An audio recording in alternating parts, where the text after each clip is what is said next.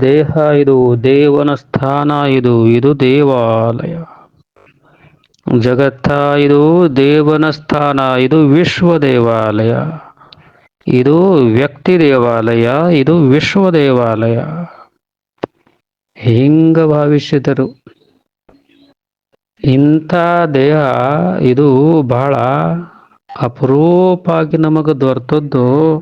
ಈ ದೇಹ ಇರುವವರೆಗೆ ನಾವು ಚಂದಾಗಿ ಬಾಳಬೇಕು, ನೋಡ್ಬೇಕಿದು ನಿಸರ್ಗ ನಮ್ಮನ್ನ ಕೊಟ್ಟು. ಏನು ನಾವು ನಿಸರ್ಗಕ್ಕೆ ಏನು ಕೊಟ್ಟಿದ್ದೀವಿ ಹೇಳಿ?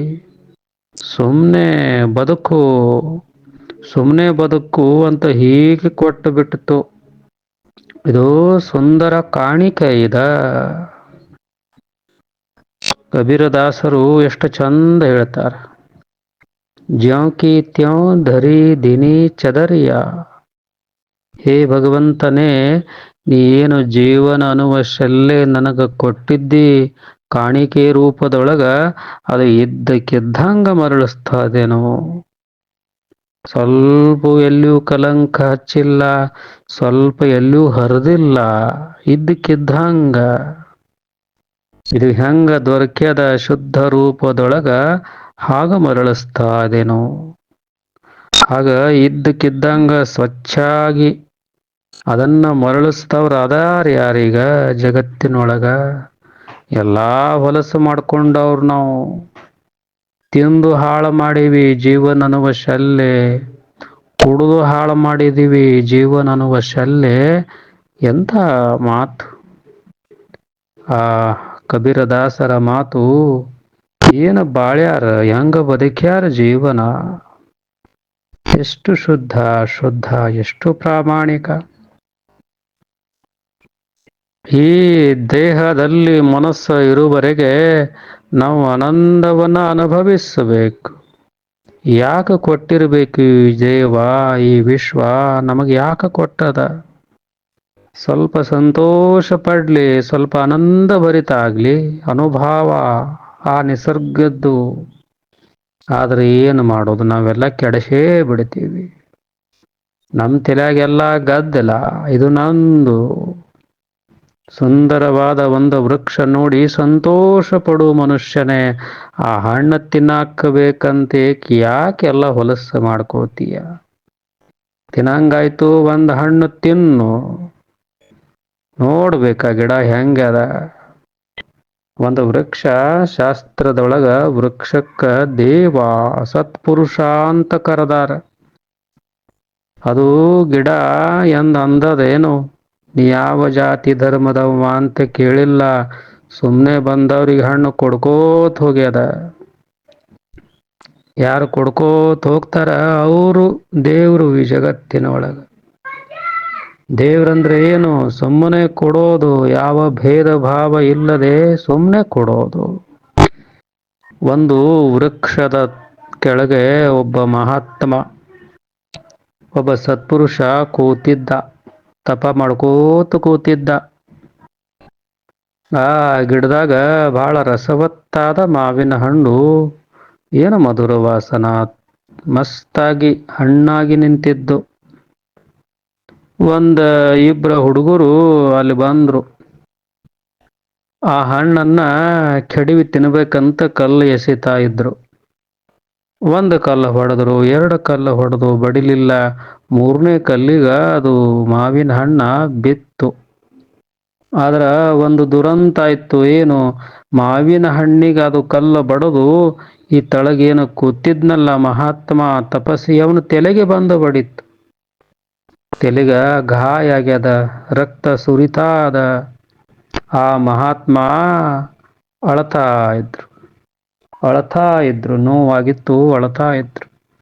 ಅವಾಗ ಈ ಹುಡುಗರಿಗೆ ಅನಿಸ್ತು, ಏನೋ ಅನಾಹುತ ಆಯ್ತಲ್ಲ ನಮ್ಮ ಕೈಯಿಂದ. ಓಡಿ ಬಂದ್ರು. ಆ ಅಳುವ ಧ್ವನಿ ಕೇಳಿ ಓಡಿ ಬಂದು ಮಹಾತ್ಮರನ್ನ ಕ್ಷಮೆ ಕೇಳ್ತಾ ಇದ್ದಾರೆ.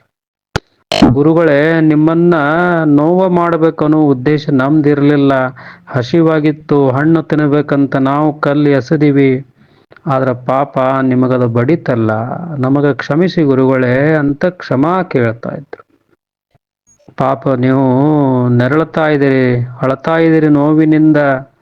ಅವಾಗ ಮಹಾತ್ಮ ಅಂದ, ಮಹಾತ್ಮನ ಮನಸ್ಸು ಬಹಳ ಅದ್ಭುತ.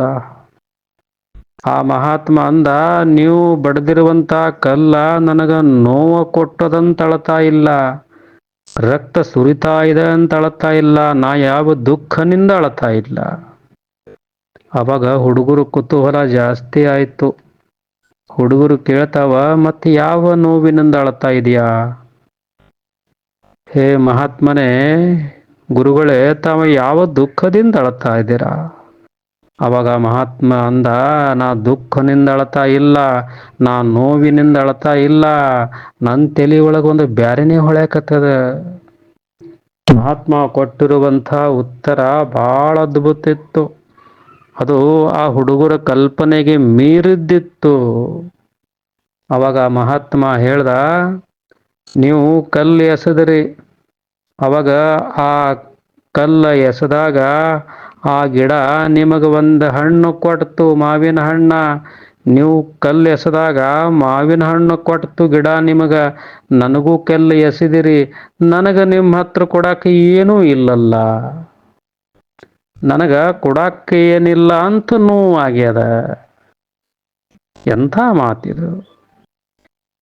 ಅಂಥ ಪ್ರೇಮ ನನ್ನ ಹತ್ರ ಇಲ್ಲಲ್ಲ, ಕೊಡಬೇಕು ಅನ್ನೋದು ಒಳಗದ, ನನ್ನ ಹತ್ರ ಯಾವ ಹಣ್ಣಿಲ್ಲ, ನಿರ್ಜೀವ ಗಿಡ ಹಣ್ಣು ಕೊಟ್ಟು ನಿಮಗ ನಾನು ಜೀವಂತಾಗಿದ್ದು ಫಲವೇನು? ನಾನೇನು ಕೊಟ್ಟೆ ನಿಮಗೆ? ಆ ನೋವಿನಿಂದ ನಾ ಅಳ್ತಾ ಇದ್ದೀನೋ. ನನ್ನ ಅಳುವ ಹಿಂದ ಕರುಣೆ ಅದ, ನನ್ನ ಅಳುವ ಹಿಂದ ಪ್ರೇಮ ಅದ. ಇದನ್ನ ಕೇಳಿ ಹುಡುಗರಿಗೆ ಆಶ್ಚರ್ಯ ಆಯ್ತು. ಹೆಂಗದ ನೋಡಿ, ನಮ್ಮ ಮನಸ್ಸ ಹಾಗಿರಬೇಕು. ನಮಗ ಕೊಟ್ಟಿರುವ ಸಮಾಜ ನಮಗ ಕೊಟ್ಟಿರುವಂಥ ನೋವು ಹೆಚ್ಚಿಗಾಗಬಾರದು. ಸಮಾಜಕ್ಕೆ ನಾ ಏನು ಕೊಟ್ಟೆ? ನನಗೆ ಎಷ್ಟರೇ ತ್ರಾಸಾಗವಲ್ಲೆಕ್ಕ, ನನ್ನಿಂದ 4 ಜನ ಮಸ್ತ್ ಉಣಬೇಕು, ನನ್ನಿಂದ 4 ಜನ ಮಸ್ತ್ ಬದುಕಬೇಕು ಅನ್ನೋ ಭಾವ ಬಂತಲ್ಲ, ಇದು ಪರಮಾತ್ಮನ ಭಾವ, ಇದು ಪರಮಾತ್ಮನ ಸ್ಥಿತಿ ಅದ. ಪರಮಾತ್ಮ ಅಂದ್ರ ಎಲ್ಲಿರೆ ಕೈಲಾಸದಾಗ ಕೂತಾನಂತಲ್ಲ, ಕೈಲಾಸದೊಳಗ ಕೂತಿರುವ ಶಿವ ಪರಮಾತ್ಮನ ಮನಸ್ಸು ಹೀಗೇ ಅದ. ಜಗತ್ತದ ಕಷ್ಟ ಹಲಾಹಲ ವಿಷವೆಲ್ಲ ತಾ ಕೊಡುದ, ಜಗತ್ತಿಗೆಲ್ಲ ಬದುಕಿಸದ ಶಿವ ಪರಮಾತ್ಮ. ದುಃಖ ಕಷ್ಟ ತಾನು ನುಂಗಿ ಜಗತ್ತಿಗೆ ಒಳಿತನ್ನೇ ಬಯಸ್ತಾರಲ್ಲ ಅವರು, ಈ ಜಗತ್ತಿನ ಒಳಗ ಅವರು ಶಿವ ಪರಮಾತ್ಮ. ನಾವು ಏನರೇ ತಿಳ್ಕೋಬಾರ್ದು, ಶಿವ ಅಲ್ಲಿ ಕೂತಾನ ಇಲ್ಲಿ ಕೂತಾನ ಅಂತಲ್ಲ. ಶಿವ ನಿನ್ನಲ್ಲಿ ಹಾನ ನೀ ನೋಡಿಲ್ಲ, ನಿನ್ನ ಒಳಗ ಬಂದು ಏನು ಕರುಣಾಸ್ಥಿತಿ ಅದ, ಜಗತ್ತದ ನೋವನ್ನ ಸಹಿಸಿಕೊಂಡು ಇನ್ನೊಬ್ಬರಿಗೆ ಒಳಿತನ್ನ ಮಾಡಬೇಕನ್ನೋ ಏನೋ ಭಾವದಲ್ಲ, ಅದು ಶಿವ, ಅದು ಶಿವ. ಅಂಥ ಸ್ಥಿತಿ ತಾಯಿ ಹತ್ರ ಇರ್ತದೆ. ತಾಯಿ ಎಷ್ಟೇ ತ್ರಾಸಾಗಲಿ, ಮಕ್ಕಳು ಕೊಟ್ಟಿರುವಂಥ ತ್ರಾಸ ತಾಯಿ ನೆನಪಿಗೆ ತಗೊಳ್ಳೋದಿಲ್ಲ, ಮತ್ತು ಮಕ್ಕಳನ್ನ ಒಳ್ಳೇದೇ ಮಾಡಕ್ಕ ನೋಡ್ತಾಳ. ತಾಯಿ ಕರಳು ಹೇಸಿ ಅಂತಂದ್ರು ಗ್ರಾಮ್ಯ ಭಾಷಾದೊಳಗ. ಅದಕ್ಕ ತಾಯಿಗ ದೇವ್ರಂದಾರ, ಮಾತೃ ದೇವೋ ಭವ. ದೇವರಿಗೆ ಪ್ರತಿಯೊಂದು ಮನೆಗೆ ಬರಕ್ಕಾಗಲಿಲ್ಲ, ಅವನು ಪ್ರತಿಯೊಂದು ಮನೆ ಒಳಗ ತಾಯಿ ಹುಟ್ಸ್ಯಾನ, ತಾಯಿಯ ರೂಪದಾಗದಾನ. ಆ ಶಿವ ನಮ್ಮ ಮನೆ ಒಳಗ ತಾಯಿಯ ರೂಪದಾಗದಾನ. ನೋಡೋ ಭಾವ ಬೇಕಲ್ಲದ, ನೋಡೋ ದೃಷ್ಟಿ ಬೇಕಲ್ಲದ, ನೋಡುವಂತ ಭಾವ ಇಲ್ಲ ನಮಗ, ಆ ವಿವೇಕ ನಮಗಿಲ್ಲ. ನಾವು ಮೂಢನಂಬಿಕೆಯಿಂದ ಅಲ್ಲಿ ಶಿವ ಅದಾನ, ಇಲ್ಲಿ ಶಿವ ಅದಾನ. ಗ್ರಾಮ್ಯ ಭಾಷಾದೊಳಗ ಎಂಥ ಜಾನಪದ ಹಾಡ್ತಿರ್ತಾರೆ. ತೆಲೆಯ ತಳಕ ಮಾಡಿ ಮ್ಯಾಲ ಕಾಲ ಮಾಡಿ ಹುಡುಕಿದರೂ ಇಲ್ಲ, ಇಲ್ಲ ಶಿವ ನಿನ್ನಲ್ಲಿ ಹಾನ ನೀ ನೋಡಿಲ್ಲ, ಎಲ್ಲಿ ಹುಡುಕಿದರೂ ಇಲ್ಲ. ಶಿವ ಕರುಣಾಮಯ ಸ್ಥಿತಿ ಅದಾನ, ಶಿವ ಪ್ರೇಮಮಯ ಸ್ಥಿತಿ ಅದಾನ. ಶಿವ ಅಂದ್ರ ಜಗತ್ತದ ತ್ರಾಸ ತಾ ಸಹಿಸಿಕೊಂಡು ಇನ್ನೊಬ್ಬರಿಗೆ ಒಳಿತನ್ನ ಮಾಡುವಂತ ಭಾವ, ಅದು ಶಿವ. ಅಂಥ ಆನಂದದ ಜೀವನವನ್ನು, ಜ್ಞಾನದ ಜೀವನವನ್ನು, ಪವಿತ್ರವಾದ ಜೀವನವನ್ನ ಸಾಗಿಸದೇ ಇದ್ರ ಈ ಬದುಕಿನ ಪ್ರಯೋಜನ ಏನು ಹೇಳಿ? ಬದುಕೇನ ಮಾಡೋದು? ಯಾಕೆ ಬದುಕಬೇಕು ಹೇಳಿ? ಅಂಥ ಒಂದು ಸದ್ಭಾವ ನಮ್ಮ ಹೃದಯ ಒಳಗ ಮೂಡುತ್ತಿರಲಿಲ್ಲ ಅಂದ್ರ ಏನು ಮಾಡಿ ಏನದ ಹೇಳಿ? ಹೌದಾ? Not certainly to surrender. ಎಷ್ಟು ಚಂದ ಮಾತು ಅಲ್ಲವೇನು? ನಾವು ಬಂದದ್ದೆದಕ್ಕ ಚಲ್ಲಾಡಕ್ಕಲ್ಲ, ಜಗಳಾಡಕ್ಕಲ್ಲ. ನಾವೀ ಜಗತ್ತಿಗೆ ಬಂದದ್ದು ಸುಮ್ಮನೆ ಆಯುಷ್ಯವನ್ನು ಕ್ಷಣಗಳನ್ನ ಚಲ್ಲಾಡಕ್ಕಲ್ಲ. ನಾವಿಲ್ಲಿ ಬಂದದ್ದು ಪ್ರತಿ ಕ್ಷಣವನ್ನ ಮಧುರ ಕ್ಷಣ ಮಾಡಕ್ಕ, ಜೇನುಗೊಳಿಸೋದಕ್ಕ. ನಾನು ಬಂದಿರೋದು ಸುಂದರಗೊಳಿಸಕ್ಕ ಅಂತ ಹೇಳ್ತಾನ ಯೇಸು. ಜೀವನ ಸುಂದರಗೊಳಿಸೋದದ ಅಲ್ಲ ಜೇನುಹುಳ. ಯಾವ ಹೂವಿದ್ದರೇನಾಯ್ತು, ಸ್ವಲ್ಪ ಕೊಡೋದದ. ಆ ಹೂವಿನ ಒಳಗ ಏನ ಮಧುರದ ಜೇನು ಅದು ಗೊಳ ಮಾಡೋದದ. ಜಗತ್ತಿನೊಳಗ ಏನು ಒಂದೇ ತರಹದ ಹೂವುಗಳದಾವೇನು? ಸುಮ್ಮನೆ ಹೋಗೋದು, ಚಲೋ ಚಲೋ ತಗೊಳ್ಳೋದು, ಸಂಗ್ರಹ ಮಾಡೋದು. ನನ್ನ ಹೃದಯ ಒಳಗ ಈ ಗುರುವಿನ ಒಳ್ಳೆ ಗುಣ, ಆ ಗುರುವಿನ ಒಳ್ಳೆ ಗುಣ. ಕೆಲವೊಂದು ಜನ ಸಾಮಾನ್ಯ ಭಕ್ತರು ಇರ್ತಾರ, ಅವರೊಳಗೂ ಎಂಥ ಅದ್ಭುತ ಗುಣ ಇರ್ತದ. ಹುಡುಕ್ಯಾಡಿಲ್ಲ ನಾವು. ನಮ್ಮ ದೃಷ್ಟಿ ಸಂಶೋಧನಾ ದೃಷ್ಟಿ ಇಲ್ಲ. ಸಂಶೋಧನಾ ದೃಷ್ಟಿಯಿಂದ ನೋಡು ಮನುಷ್ಯನೇ, ಎಲ್ಲರೇ ಒಳ್ಳೆತನ ಇರ್ತದ. ಎಂಥ ದುಷ್ಟ ಮನುಷ್ಯ ಇದ್ದರೇನಾಯ್ತು, ಎಲ್ಲೋ ಮೂಲ್ಯಾಗ ಅಡಗಿರ್ತದ. ಅದನ್ನಷ್ಟು ತಗೋ, ನಿನ್ನ ಹೃದಯದೊಳಗ ಸಂಗ್ರಹ ಮಾಡು. ಮಕರಂದಂಥ ಗುಣಗಳನ್ನ ಸಂಗ್ರಹ ಮಾಡಿ ಒಂದು ಜೇನ ಗೂಡ ಕಟ್ಟು, ಸದ್ಗುಣಗಳ ಗೂಡ ಕಟ್ಟು ಮನುಷ್ಯನ ಒಳಗ. ಇದು ಜೀವನ. ಜೀವನ ಅಂದ್ರ ಮತ್ತೇನಲ್ಲ, ಬದುಕೋತ್ ಹೋಗೋದು, ಜೀವನದ ಕ್ಷಣಗಳ ಮಧುರ ಮಾಡೋದು, ನಮ್ಮ ಒಳ್ಳೆ ಗುಣಗಳಿಂದ ತುಂಬಿ ಹಾಕೋದು. ಬದುಕನೇನೆ ಜೀವನ. ನಿಸರ್ಗ ನಮ್ಮನ್ನ ಎಲ್ಲಾ ಕೊಟ್ಟದ. ನಿಸರ್ಗ ನಮಗ ಕ್ಯಾನ್ವಾಸ್ ಕೊಡ್ತದ, ಚಲೋ ಚಲೋ ಬಣ್ಣಗಳ ಕೊಡ್ತದ, ಬ್ರಷ್ಗಳ ಕೊಡ್ತದ. ಬರೀ ನಿನ್ನ ಜೀವನದ ಚಿತ್ರ ತುಂಬು, ನಿನಗೆಷ್ಟು ಸಾಧ್ಯದಂಗ ಚಂದ ಚಂದ ಬಣ್ಣ ತುಂಬು ಅಂತ ಹೇಳ್ತಾನ ದೇವ. ಆದ್ರೆ ಏನು ಮಾಡೋದು, ನಾವು ಎಲ್ಲಾ ಕೆಡಿಸಿಡ್ತೀವಿ. ಎಂತದರೆ ಚಿತ್ರ ಬರಿತೀವಿ, ಬರೀ ಕರಿ ಕರಿ ಬಣ್ಣ ತುಂಬುತ್ತೀವಿ. ಯಾಕ? ನಮ್ಮ ಒಳಗ ಅದೇ ತುಂಬಿ ಅದ. ನಮಗ ಸುಂದರಗೊಳಿಸೋದು ಗುರುತಿಲ್ಲ, ಎಲ್ಲ ಕೆಡಿಸಿಡೋದು ಗುರುತದ ನಮಗ. ಹೇಗದ ನೋಡಿ, ಜೀವನ ಸುಂದರಗೊಳಿಸ್ತಾ. ನಮ್ಮ ಕ್ಷಣಗಳು, ಬದುಕಿನ ಕ್ಷಣಗಳು ಜೇನಾಗಬೇಕು, ಮಧು ಆಗಬೇಕು. ಜೇನು ತುಪ್ಪ ಅದೂ ಆಗಬೇಕು, ಸವಿ ಸವಿ ಆಗಬೇಕು, ಕ್ಷಣ ಕ್ಷಣ ಸವಿ ಆಗಬೇಕು. ಬದುಕ ಬರೋದೇ ಕ್ಷಣ ಕ್ಷಣಗಳಲ್ಲಿ. ಅಂಥ ಪ್ರತಿ ಕ್ಷಣವನ್ನ, ಪ್ರತಿ ಬಿಂದುವನ್ನ, ಪ್ರತಿ ಅದು ಹನಿಯನ್ನ, ಜೇನು ಹನಿಯನ್ನ ಮಧುರಗೊಳಿಸಬೇಕು. ಈ ಕ್ಷಣ ಕೆಡಿಸಿದರ ಜೀವನ ಕೆಡ್ತದ. ಈ ಕ್ಷಣವನ್ನ ಮಧುರಗೊಳಿಸಿದರ ಜೀವನ ಮಧುರ ಮಧುರ ಆಗ್ತದ. ಹಂಗ ಬದುಕಬೇಕು, ಹಂಗ ಬದುಕಬೇಕು. ಎಷ್ಟು ವರ್ಷ ಸಿಕ್ಕಾವು ನಮಗ? ಬೇಕಾದಷ್ಟು ಸಾಕಲ್ಲ. ಕೆಲವು ಪ್ರಾಣಿಗಳು ಒಂದೇ ಕ್ಷಣದಾಗ ಸತ್ತು ಹೋಗ್ತಾವ. ಮುಂಜಾನೆ ಹುಟ್ಟುತ್ತಾವ, ಒಂದು 20 ನಿಮಿಷನಾಗ ಸಾಯ್ತಾವ. ಅಷ್ಟೇ ಜೀವನ ಅದರದು. ಹಾದಿಯ ಬದಿ ಅರಳಿರುವಂತ ಹೂವ, ಬಳ್ಳಿ ಮೇಲೆ ಒಂದು ಹೂವ ಎಷ್ಟೊತ್ತು ನಗು ನಗುತ್ತಾ ಇರ್ತದ. ಬೆಳಗ್ಗೆ ಅರಳಿರ್ತದ, ಸಾಯಂಕಾಲ ಆಗೋದ್ರಾಗ ಬಾಡಿರ್ತದ. ಆದ್ರೆ ಅದು ಯೋಚನೆ ಮಾಡೋದಿಲ್ಲ. ಇರುವಂಥ ಕೆಲ ಕ್ಷಣ ಸುಗಂಧಿತ ಮಾಡಿಬಿಡ್ತದ, ಪರಿಸರ ಸುಗಂಧಗೊಳಿಸ್ತದ. ಯಾರೇ ಬರಲಿ, ಪಶು ಪಕ್ಷಿ ಯಾರು ಬಂದರೇನು, ಇಲ್ಲೊಬ್ಬ ದೊಡ್ಡ ರಾಜ ಹೋಗ್ತಾನಂತದು ಪರಿಮಳ ಬೀರ್ತದೇನು. ಯಾರೇ ಇರಲಿ, ಸುಮ್ಮನೆ ಮಧುರಗೊಳಿಸೋದು. ಹೇ ಮನುಷ್ಯನೇ, ಸುಮ್ಮನೆ ಮಧುರಗೊಳಿಸು. ಎಷ್ಟು ಮಧುರ ಕ್ಷಣಗಳನ್ನ ಜೀವನ ತುಂಬ ನೀ ಸುವಾಸನಾಗಿ ಪರಿಮಳ ಬೀರ್ತಿಯಲ್ಲ, ಅಷ್ಟ ನಿನ್ನ ಹೃದಯಗಳೊಳಗ ಜೇನ ಕೂಡುತ್ತದೆ, ಪರಮಶಾಂತಿಯ ಜೇನ. ಒಳ್ಳೆ ಒಳ್ಳೆ ಕೆಲಸ ಮಾಡ್ಕೋತ ಹೋಗು, ಏನು ತೃಪ್ತಿ, ಎಂಥ ಸಂತೋಷ ತುಂಬುತ್ತದೆ ಹೃದಯದೊಳಗ. ಬಹಳ ಸುಂದರ ಒಂದು ಹೂವ ಹೇಳ್ತದ, ಮಸ್ತ ಬದುಕು. ಹೆಂಗ ಬದುಕು, ಏನರೆ ತಲ್ಯಾಗ ಹಾಕೋಬೇಡ. ನಾಳಿಗೂ ಅರಳಿದ್ದೇ ಇರಬೇಕಂತ ಹೂವಿನ ತಲ್ಯಾಗ ಆದೇನು?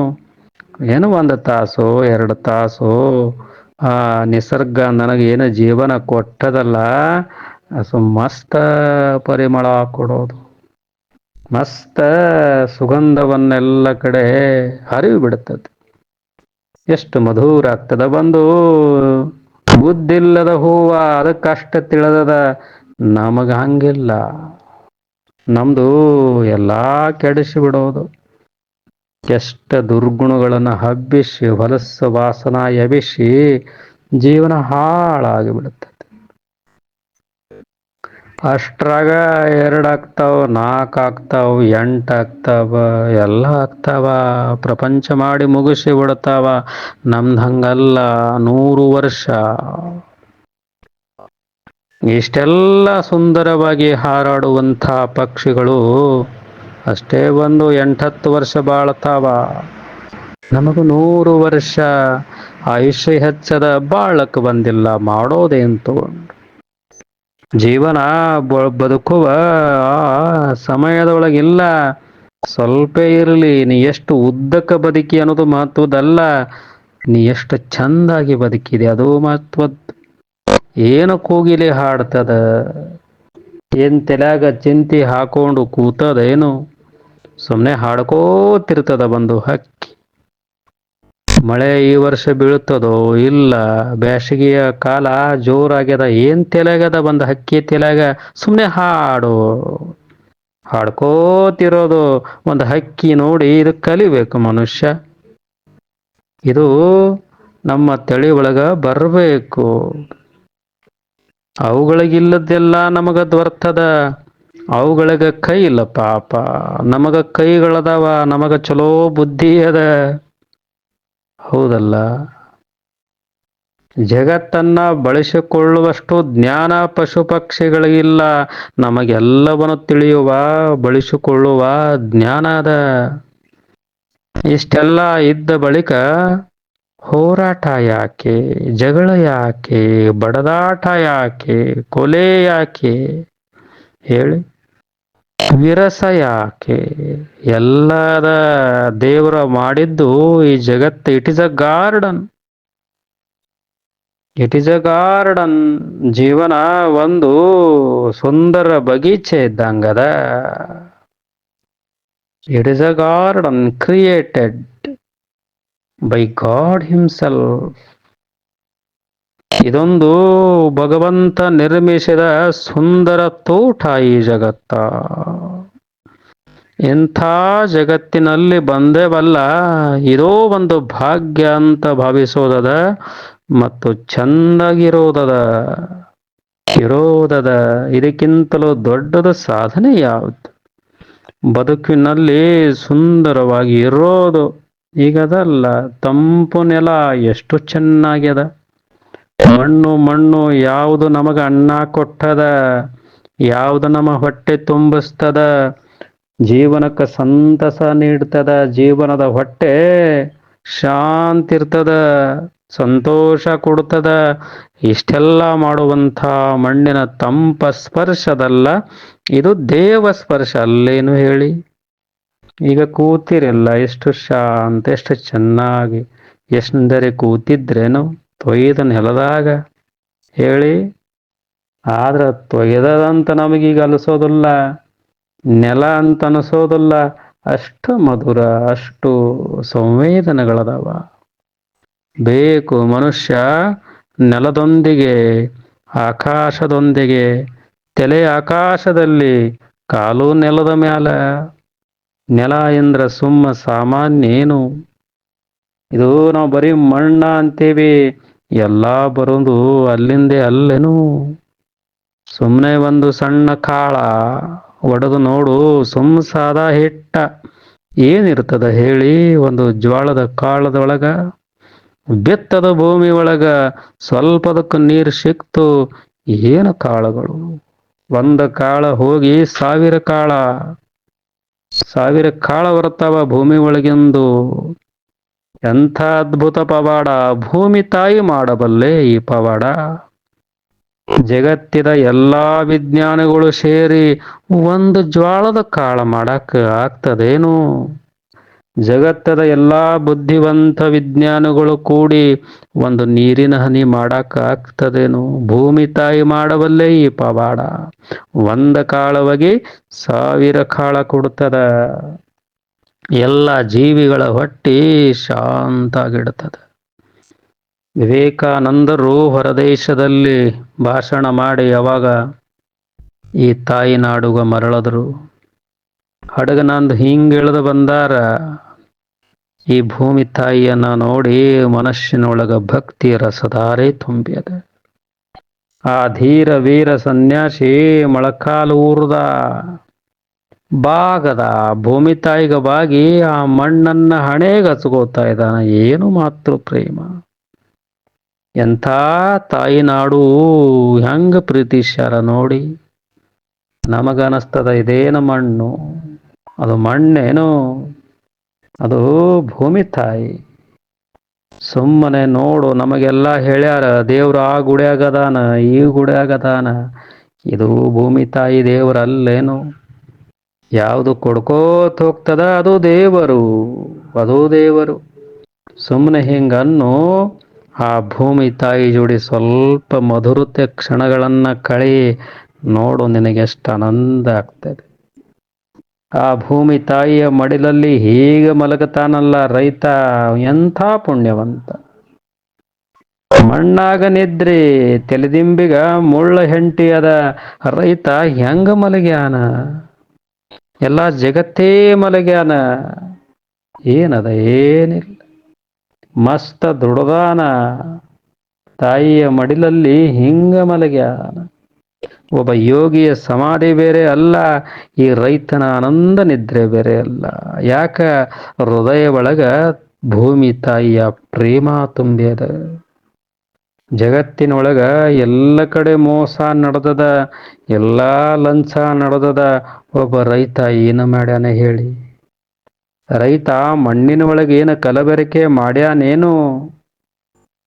ಪಾಪ ದುಡ್ದಷ್ಟು ಎಷ್ಟು ಬೆಲೆ ಬಂತು, ಅಷ್ಟೇ ದುಡ್ಡಿಗ ತನ್ನ ಇವೆಲ್ಲ ಕಾಯಿ ಪಲ್ಯ ತಪ್ಪಲ ಪಲ್ಯ ಮಾರಿ ಎಷ್ಟು ಆನಂದವಾಗ್ಯದಾನ, ಎಷ್ಟು ನಗು ನಗುತ್ತಾ ಬಾಳತಾನ. ಸುಮ್ಮ ಹರಕ ಗುಡಿಸಲದೊಳಗ ಸ್ವರ್ಗ ಇಳಿದು ಬರ್ತದ. ಎಂಥ ಜೀವನ ರೈತನ ಜೀವನ, ಎಂಥ ಜೀವನ. ಹೆಂಗದ ನೋಡಿ. ಸಾಕ್ರೆಟಿಸ್ಗೆ ಯಾರೋ ಕೇಳಿದ್ರು, ಎಲ್ಲದನ ದೇವರು? ಸಾಕ್ರೆಟಿಸ್ ಅಂತಾನ, ನನ್ನ ದೇವರು ಯಾವ ಗುಡಿ ಒಳಗೆಲ್ಲ ಸುಡು ಬಿಸಲಾಗ ದುಡಿಯಾಕತ್ತಾನಲ್ಲ ರೈತ, ಅಲ್ಲದ ನನ್ನ ದೇವರು. ಮಸ್ತಾಗಿ ದುಡಿತಾನ, ಆನಂದ ಮಲಗ್ತಾನ. ಏನು ಜೀವನ ರೈತರ ಜೀವನ, ಎಷ್ಟು ಅದ್ಭುತ. ಆದರೆ ಏನು ಮಾಡೋದು? ನಮಗನಿಸ್ತದ ದೇವರ ಅಲ್ಲದಾನ, ದೇವ್ರು ಇಲ್ಲದಾನ. ಹೌದಲ್ಲ? ಇದು ಭವ್ಯ ಜೀವನ ಬೇಕು. ಇಂಥ ಜೀವನ ಸಾಗಿಸೋದಕ್ಕಾಗಿ ದೇವರು ನಮ್ಮನ್ನು ಈ ಜಗತ್ತಿಗೆ ಕಳಿಸಿಕೊಟ್ಟ. ಈ ಬದುಕನ್ನ ಚಂದ ಮಾಡೋದದ. ಇನ್ನ ಪ್ರಶ್ನೆ ಇರೋದು, ಎದರಿಂದ ಈ ಜೀವನ ಚಂದ ಆಗ್ತದ? ಎದರಿಂದ ಬದುಕು ನಮಗ ಅಪಾಯಮಾನ ಆಗ್ತದ, ನಿರಾಮಯ ಆಗ್ತದ? ಬದುಕು ನಮಗೆ ಪ್ರಿಯವಾಗಬೇಕಲ್ಲ, ಅದಕ್ಕೆ ಏನು ಮಾಡಬೇಕಂತ ಪ್ರಶ್ನೆ. ಆ ಪ್ರಶ್ನೆಗ ಗುರು ಶಿಷ್ಯ ಕೂತಾರಂತ ತಿಳ್ಕೊಳ್ಳಿ. ಗುರುಗಳು ಹೇಳ್ತಾ ಇದ್ದಾರ, ಶಿಷ್ಯ ಕೇಳ್ತಾ ಇದ್ದಾನ. ಶಿಷ್ಯರು ಕೇಳಿದರೆ, ಗುರುಗಳೇ ನಮ್ಮ ಜೀವನ ತಾವು ಹೇಳ್ದಂಗ ಅಷ್ಟು ಚಂದ ಆಗಬೇಕಲ್ಲ, ಏನು ಮಾಡಬೇಕು? ಇದು ಎಲ್ಲಾರದು ಪ್ರಶ್ನೆ ಅಲ್ಲೇನು ಹೇಳಿ? ಬರೀ ಭಾರತೀಯ ಪ್ರಶ್ನೆ ಏನು, ಅಮೇರಿಕನ್ನರ ಪ್ರಶ್ನೆ ಏನು, ಇಡೀ ಜಗತ್ತಿನ ಪ್ರಶ್ನೆಯೇ ಜೀವನವನ್ನು ಹೆಂಗ ಸುಧಾರಿಸಬೇಕು, ಹ್ಯಾಗ ಕಳಿಬೇಕಿದು ಜೀವನ, ಹೆಂಗ ಅದನ್ನ ಮಧುರ ಮಧುರ ಸಿಹಿ ಸಿಹಿಗೊಳಿಸಬೇಕು, ಇದ ಉದ್ದೇಶ ಅಲ್ಲೇನು? ಯಾವ ಧರ್ಮ ಹುಟ್ಟಿದರೆ ಏನು ಹೇಳಿ, ಯಾವ ಮತ ಪಂಥ ಸಂಪ್ರದಾಯಗಳಾದರೆ ಏನಾಯ್ತು, ಎಲ್ಲದರ ಉದ್ದೇಶ ಏನು? ತೋಟಗಳನ್ನ ಯಾವ ದೇಶದ ಮಾಡಿದರೆ ಏನಾಯ್ತು, ತೋಟದ ಉದ್ದೇಶ ಏನಂದ್ರೆ ಹೂವು ಬೆಳೆಯೋದಷ್ಟೇ. ಆಗ ಯಾವ ನಾಡಿನ ಒಳಗ ಯಾವ ಧರ್ಮ ಪರ್ಮ ಯಾವರೇ ಹುಟ್ಲಿ ಎಲ್ಲದರ ಉದ್ದೇಶ ಏನು ಅಂತಂದ್ರ ಏನು, ಚೆನ್ನಾಗಿ ಬಾಳುವುದು, ಜೀವನವನ್ನ ಆನಂದಮಯಗೊಳಿಸೋದು. Make it a blessful, make it a blessful. ಎಂಥ ಮಾತ ಹೇಳ್ತಾರ ನೋಡಿ, ಸಂತರು ಹೇಳ್ತಾರ, ಮೇಕ್ ಇಟ್ ಅ ಬ್ಲೆಸ್ಫುಲ್. ಬ್ಲೆಸ್ಫುಲ್ ಆನಂದ ಭರಿತ ಹಾಗೆ ಮಾಡೋ, ಜಾಯ್ಫುಲ್. ಅದನ್ನ ಮಧುರ ಮಧುರ ಮಧುರ ಬದುಕಬೇಕಿನ್ನೊಮ್ಮೆ. ದೇವರು ಕೇಳ್ದ, ಇನ್ನೊಮ್ಮೆ ಬದುಕ್ತೀಯ ಕಳಿಸ್ಕೊಡ್ತೀನೋ ಅಂತಂದ, 1000 ಸಲ ಕಳಿಸು, ಚೆನ್ನಾಗಿ ಬದುಕಕ್ಕ ಬರ್ತದ ನನಗಂತ ಹೇಳುವಷ್ಟು ಸುಂದರವಾಗಿ ಬಾಳೋದು ಮಹತ್ವದಲ್ಲೇನು. ಇಲ್ಲಿ ಬದುಕೋದು ಬಹಳ ಮಹತ್ವದ್ದು, ಸ್ವರ್ಗ ಅಲ್ಲ, ಇದನ್ನ ಸ್ವರ್ಗ ಮಾಡೋದು. We have to make this world itself a heaven. ಸ್ವರ್ಗ ಅಂದ್ರೆ ಮತ್ತೆಲ್ಲರೇ ಇರ್ತದಂತಲ್ಲ, ಅದು ನಮ್ಮ ನಡೆ ಒಳಗದ, ಅದು ನಮ್ಮ ನುಡಿ ಒಳಗದ. ಎಲ್ಲೋ ಅಂದರೆ ನರಕ, ಅಯ್ಯ ಅಂದರೆ ಸ್ವರ್ಗ. ಹೇಳಲಿಲ್ಲ? ಎಷ್ಟು ಚಂದ ಹೇಳಿದ್ರು. ಯಾವ್ದರೆ ಹೋಗೋದಲ್ಲ, ಇದನ್ನೇ ಮಾಡೋದು. ಅಮೆರಿಕಕ್ಕೆ ಹೋಗಿ ಆನಂದ ಪಡೋದಲ್ಲ, ಈ ನಮ್ಮ ಊರನ್ನೇ ಮಸ್ತಾಗಿ ಅಮೆರಿಕ ಮಾಡೋದು, ಅದು ಬಹಳ ಮಹತ್ವದ್ದು. ನಾವಿದ್ದ ಗ್ರಾಮಗಳನ್ನೇ ಸ್ವರ್ಗ ಮಾಡೋದು, ನಾವಿದ್ದ ಮನೆಗಳನ್ನೇ ಸ್ವರ್ಗ ಮಾಡೋದು. ಆಗ ನಮ್ಮ ಕೈ ಒಳಗ ದೇವರು ಕೊಟ್ಟಿದಾನ ಶಕ್ತಿಯನ್ನ ಬಳಸೋದು. ಮನೆ ಕಟ್ಟಿ ಒಳಗ ಜಗಳ ಮಾಡೋರು ನಾವು, ಮನೆ ಒಳಗ ಜಗಳ ಮಾಡೋದಿಲ್ಲ. ಮಾಡತದನ ಯಾವ್ದರ ಮನೆ ಜಗಳ ಮಾಡ್ಯದೇನು, ಮನೆ ಜಗಳ ಮಾಡ್ಯಾವೇನು, ಮನೆ ಒಳಗಿದ್ದ ಅವರು ಜಗಳ ಆಡ್ಯಾರ. ಹೌದಲ್ಲ? ಮನೆ ಸರಿಯಾಗಿಲ್ಲ ಅಂತೀವಿ, ಮನಿ ಮ್ಯಾಲ ಆರೋಪ ಹೊರಿಸ್ತೀವಿ, ಯಾಕೋ ಮನೆ ಒಳಗ ಕಾಡಾಟ, ಜಗಳ ಮಾಡವ ಇವ ಮನಿ ಮ್ಯಾಲ ಹಾಕಾಕತ್ತಾನ. ಎಷ್ಟು ಮಜಾ ಅದ. ಕಾಡಾಟ ಆಗೋದು ಮನೆ ಅಂತ ಅಂತೇವಿ, ನಮ್ಮ ಮನಿನೇ ಕಾಡಾಕಂತದ, ಯಾಕೋ ಈ ಮನಿ ಬಿಡ್ಬೇಕಂತ ಒಬ್ಬ ಅವ್ರು ಹೇಳಿ ಮನಿನೇ ಬಿಡಿಸಿಬಿಟ್ರು. ಮನಿ ಅಂತದ ಮನುಷ್ಯನೇ. ನನ್ನ ಕಟ್ಟಿ ಉದ್ಘಾಟನಾ ಮಾಡೋಕ್ಕಿಂತಲೂ ನಾನು ಎಷ್ಟು ಚೆನ್ನಾಗಿದ್ದೆ, ಏನು ಒಳಗ ಹೊಕ್ಕಿ ಏನು ಜಗಳ ಚಾಲೂ ಮಾಡ್ದಿ, ಗದ್ದಲೋ ಗದ್ದಲ, ನೀ ಹೊರಗೆ ಹಾದಿ ಮತ್ತೆ ನೀನು ಕಾಡಾಟದಿ, ಎಲ್ಲ ಮಾಡವ ನೀನು, ಮನಿ ಕಟ್ಟವ ನೀನು. Houses are built the bricks and the mortar, but homes are not built with the bricks and the mortar. They are to be built with loving hearts. Building ಕಟ್ಟಬಹುದು ಕಲ್ಲ ಮಣ್ಣಿನಿಂದ, ಮನೆ ಕಟ್ಟಕ್ಕಾಗೋದಿಲ್ಲದ. ಮನೆ ಕಟ್ಟಬೇಕಾದ್ರ ಒಳ್ಳೆಯ ಪ್ರೇಮದ ಹೃದಯಗಳಿಂದ ಕಟ್ಟಬೇಕಾಗ್ತದ, ಅದಕ್ಕೆ ಸುಂದರವಾದ ಮನೆ. ಹಂಗ ನಾವು ಮನೆ ಕಟ್ಟಿಕೊಂಡು ಬದುಕೋದದ. ಏನ ಕಟ್ಟತೇವಿ ಅದು ಚೆನ್ನಾಗಿರ್ಬೇಕಲ್ಲ. ಗುಡಿ ಅಷ್ಟೇ ಚಂದ ಇರ್ಬೇಕು, ಮನ್ಯಾಗೆಲ್ಲ ಗದ್ಲಿರ್ಬೇಕಂತಲ್ಲ. ನಾವ್ ಹೆಂಗ ಮಾಡ್ತೇವಿ, ಗುಡು ಮುಂದೆ ಹೋಗುವಾಗ ಎಲ್ಲ ಸ್ವಚ್ಛಾಗಿ ಹೋಗಿರ್ತೀವಿ, ಇಲ್ಲೇನು ಸೇತ್ತಿದ್ರು ಅಲ್ಲೇ ಅದು ಕಡಿಮೆ ಮಾಡ್ಕೊಂಡು ಎಲ್ಲೂ ದೇವ್ರ ನೋಡ್ಯಾನಂತ ತಿಳ್ಕೊಂಡು ಮಾಡ್ಕೊಂಡು ಹೋಗ್ತೀವಿ. ಮನ್ಯಾಗ ಬಂದು ಕೂಡಲೇ ಸ್ವಚ್ಛಂದವಾಗಿ ಸೇದತ್ತಾನ. ಅಲ್ಲಿದ್ದ ದೇವರು ಮನೆಯೊಳಗೆ ಇಲ್ಲೇನು? ಈ ಮನೆ ದೇವಾಲಯ ಅಲ್ಲವೇನು ಹೇಳಿ? ಅಲ್ಲಿನ ನಾವ ಇಟ್ಟ ಮೂರ್ತಿ ಅದು ದೇವಾಲಯ ಮಾಡ್ಯದ. ದೇವಾಲಯ ಮಾಡಿದಂಥ ನಾವು ದೇವಾಲಯ ಹೌದಲ್ಲ ಹೇಳಿ? ನಮ್ಮ ಒಳಗ ಒಂದು ದೇವರ ಇಲ್ಲವೇ? ಇದು ಹಂಗ ಬದುಕೋದು, ಮನಿ ಕಟ್ಟೋದು, ಮನೆಗೆ ದೇವನನ್ನ ಇಡೋದು.